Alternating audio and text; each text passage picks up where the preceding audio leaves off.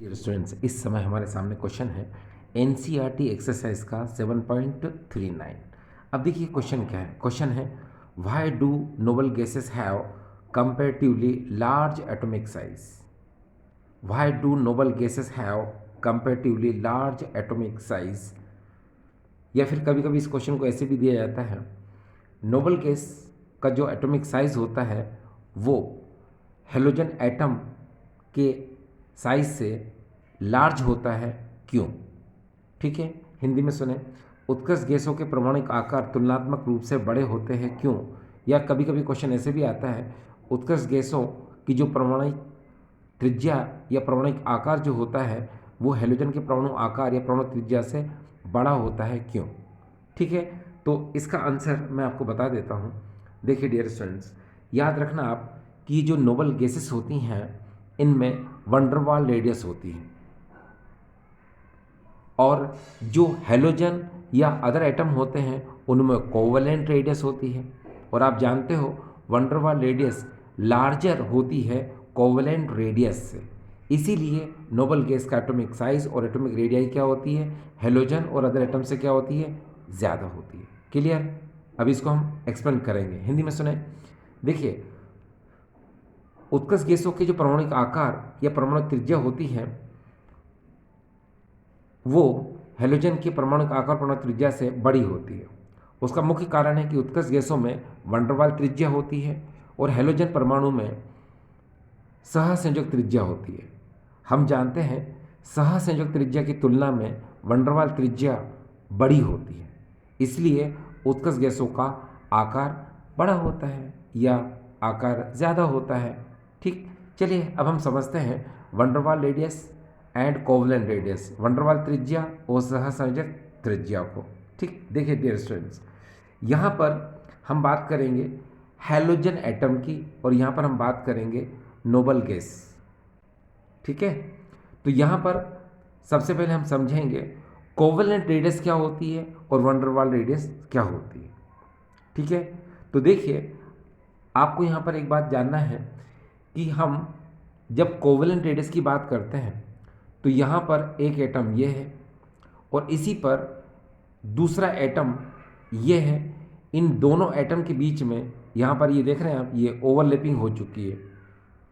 Overlapping होने से इनके इन दोनों के न्यूक्लियस की जो इंटरन्यूक्लियर डिस्टेंस है वो देखिए इतनी होती है, यानी क्या हो जाएगी, कम हो जाएगी।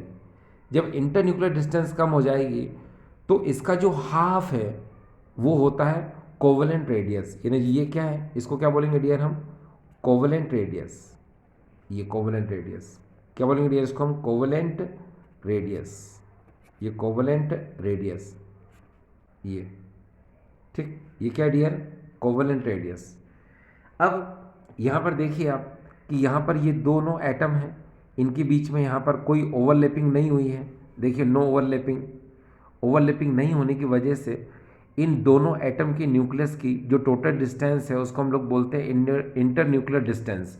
तो इंटर न्यूक्लियर डिस्टेंस देखिए ये ज़्यादा है, तो इसका जो हाफ होगा उसको कहेंगे हम वंडरवाल रेडियस। तो ये जो आपको नज़र आ रहा है इसको हम लोग बोलेंगे वंडरवाल रेडियस।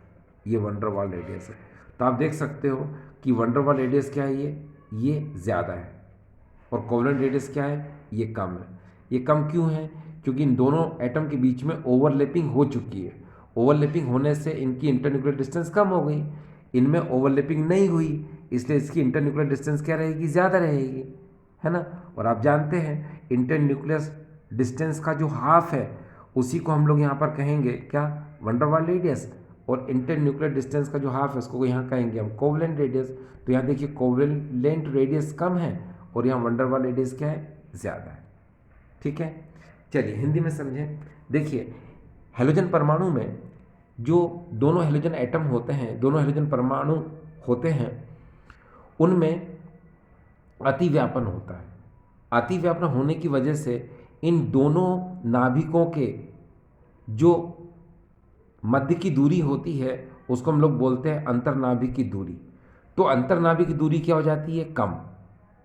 इन अंतर्नाभिक दूरी का आधा जो होता है वो क्या होता है, सहसंयोजक त्रिज्या।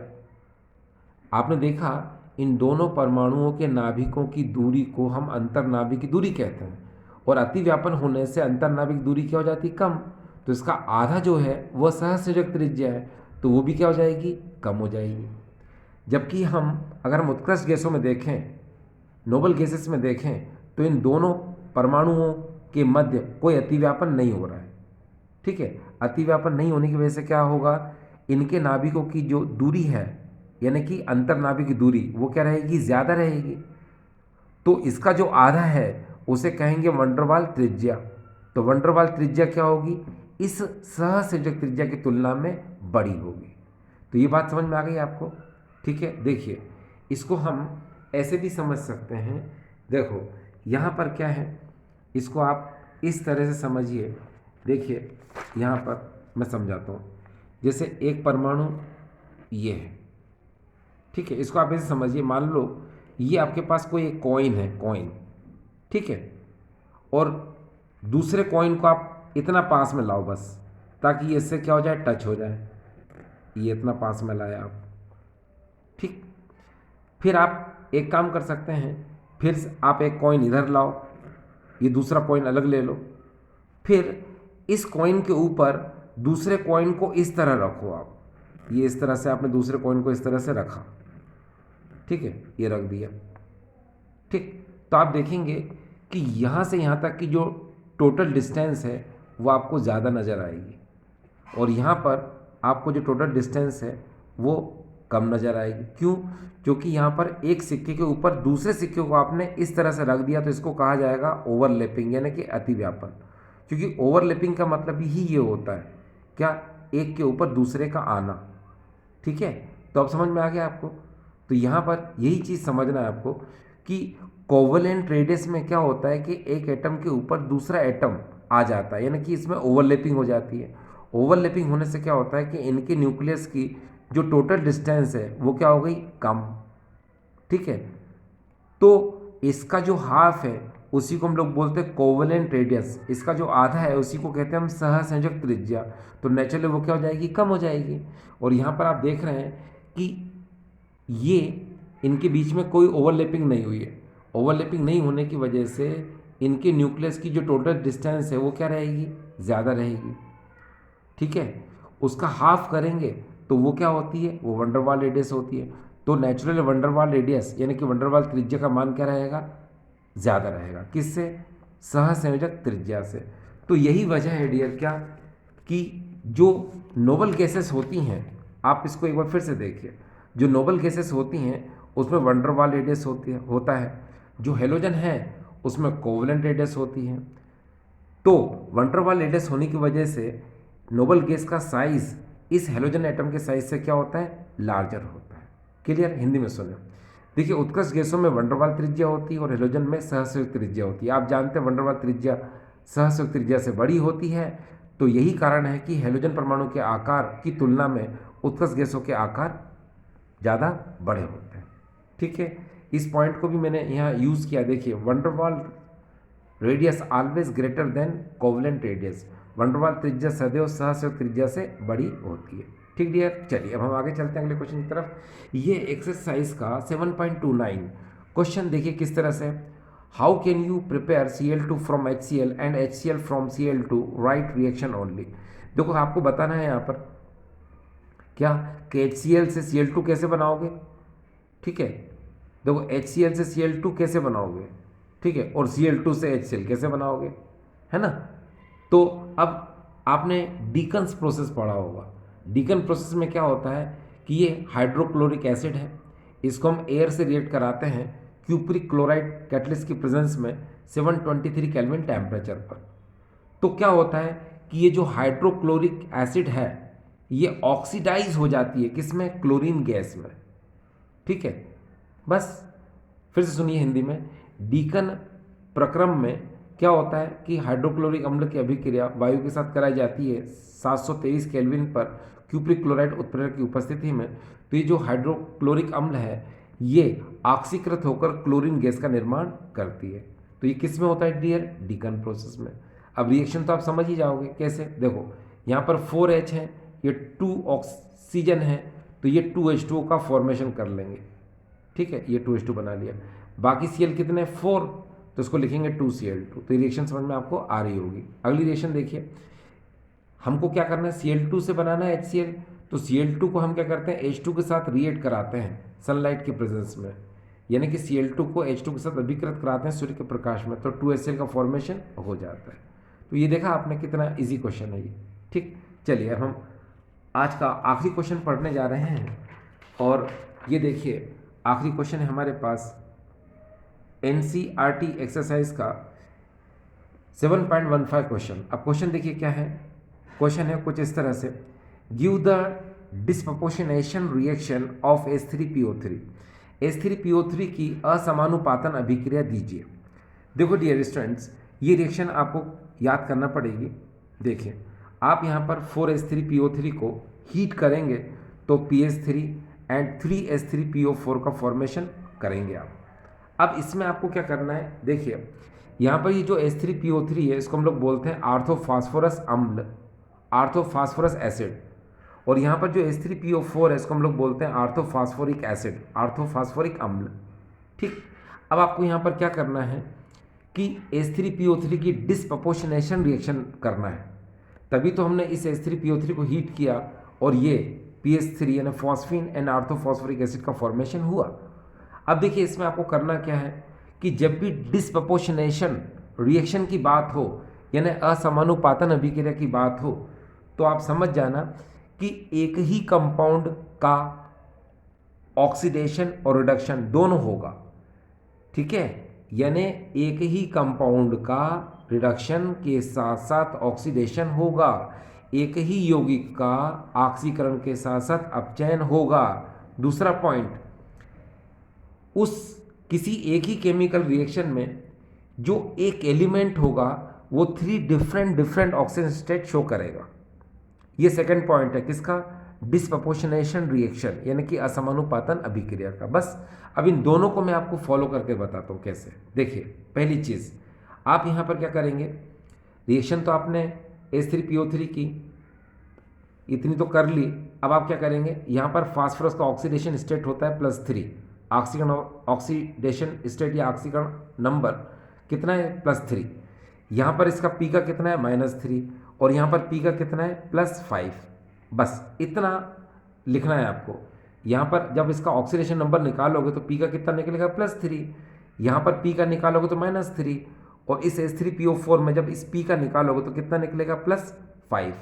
अब आपको करना क्या है, देखिए इस +3 को इस -3 के साथ आप कंपैरिजन करेंगे, फिर इस +3 को इस +5 के साथ आप कंपैरिजन करेंगे। ठीक है, अब देखिए +3 से -3 यानी क्या हो रहा है, ये डिक्रीज हो रहा है। क्या हो रहा है, ये डिक्रीज हो रहा है। और आपको पता है जब ऑक्सीडेशन नंबर डिक्रीज होता है तो वहाँ पर रिडक्शन होता है। ठीक है, और जहाँ ऑक्सीडेशन नंबर इंक्रीज होता है वहाँ ऑक्सीडेशन होता है। ठीक है, ये देखिए यहाँ पर +3 से क्या हो रहा है, ये +5 हो रहा है, तो यहाँ पर ये क्या हो रहा है, ऑक्सीडेशन। तो ये पॉइंट बिल्कुल क्लियर होना चाहिए क्या, कि जिसमें ऑक्सीकरण संख्या में वृद्धि हो, जिसमें ऑक्सीडेशन नंबर क्या हो, बढ़ जाए, वो होगा ऑक्सीडेशन। और जिसमें ऑक्सीडेशन नंबर डिक्रीज हो जाए, ऑक्सीडेशन नंबर डिक्रीज हो जाए, ऑक्सीकरण संख्या कम हो जाए, उसमें क्या होगा, रिडक्शन। तो प्लीज़ फिर से देखिए, यहाँ पर +3 से ये -3 हो रहा है, यानी ऑक्सीडेशन नंबर क्या हो रहा है, इसमें कम हो रहा है, ऑक्सीजन संख्या क्या हो रही है, घट रही है। और जहाँ पर ये कम होता है यानी डिक्रीज होता है यानी घटता है, तो उसको बोलते हैं हम रिडक्शन, यानी बोलते हैं उसको अपचयन। तो यहाँ पर क्या हो रहा है डियर, इससे इसका फॉर्मेशन जब होता है तो क्या होता है, रिडक्शन होता है, यानी क्या होता है, अपचयन होता है। अब जब आप इसका इसके साथ कंपेरिजन करेंगे तो देखिए यहाँ पर +3 से क्या हो रहा है, +5, तो इसमें ऑक्सीडेशन नंबर क्या हो रहा है, बढ़ रहा है, इसमें ऑक्सीकरण संख्या क्या हो रही है, बढ़ रही है। तो इसको हम बोलेंगे यहाँ पर क्या, ऑक्सीडेशन, यानी क्या बोलेंगे इसको, ऑक्सीकरण। ठीक है, तो अब आप समझ गए कि जब किसी एक ही केमिकल रिएक्शन में किसी एक ही कंपाउंड का रिडक्शन के साथ साथ ऑक्सीडेशन भी होता है तो उस केमिकल रिएक्शन को हम लोग बोलते हैं डिस्प्रपोर्शनेशन रिएक्शन। और सेकंड ये भी आप कह सकते हो कि किसी एक ही केमिकल रिएक्शन में जो एक एलिमेंट होगा यानी फास्फोरस, वो 3 अलग अलग यानी 3 डिफरेंट ऑक्सीजन स्टेट शो करेगा। देखिए यहाँ पर +3 कर रहा है, यहाँ पर -3 कर रहा है और यहाँ पर +5 कर रहा है। बोले क्लियर? यस। अब देखिए मैं आपको और अच्छे से समझा देता हूँ इसको।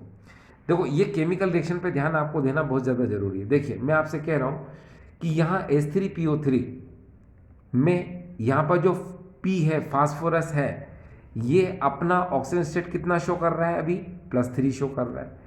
तो +3 से ये अपना ऑक्सीजन स्टेट क्या कर सकता है?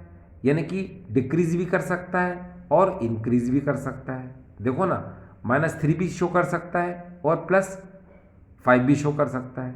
इसका मतलब ये क्या करेगा? Oxidising agent and reducing agent दोनों की तरह क्या करेगा? बिहेव करेगा, क्योंकि इसमें ऑक्सीडेशन भी होगा और रिडक्शन भी होगा। ठीक है, यहाँ पर रिडक्शन होगा और यहाँ पर क्या होगा? ऑक्सीडेशन।